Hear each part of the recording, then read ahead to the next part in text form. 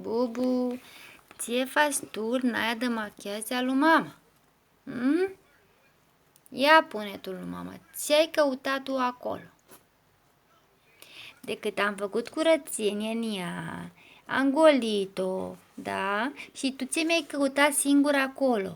Îmi spui și mie. Ia pune tu lui mama. Bubu, ce cauți acolo? Hello, asta e a lui mama. Bubu, hello, asta e a lui mama. Asta e a lui mama, fată. Iubirea lui mămicu, asta e a mea, în care îmi pun eu machiajurile. Ce cauți tu aici? Că de-aia mi-am cumpărat-o. Bubu, ce cauți tu? Nu știu cum te-ai așezat. Sincer, că te-am găsit aici. De cât a cumpărat asta. Cât ești tu? Bă, dar cum te-ai așezat tu aici?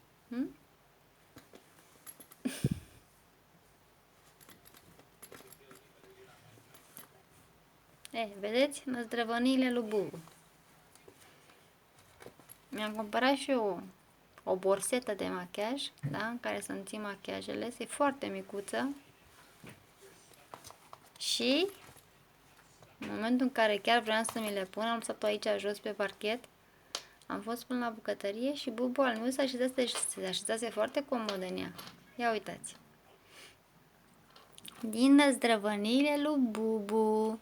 Din năzdrăvăniile lui Bubu. La ora actuală patia mea doarme, iar Bubulică nici nu vrea să doamă. De ce, Bubu, nu vrei să doamă, mică?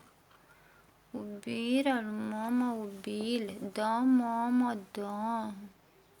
Dar să știi că asta e a mea?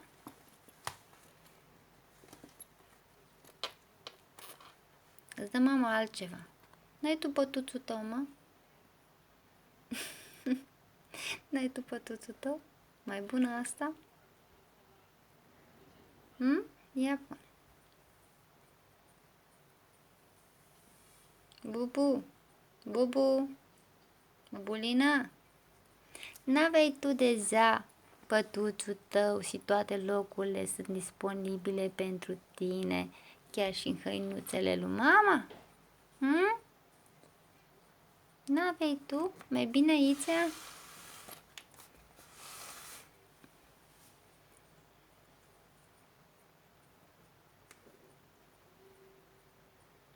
Pe 11 august împlinim și noi 3 luni de zile. Nu-i așa, Bubu? Nu? Nu-i așa, Bubu? Bubu, bună!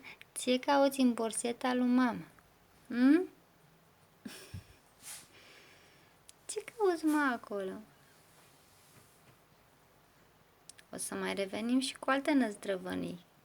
Vă pupăm!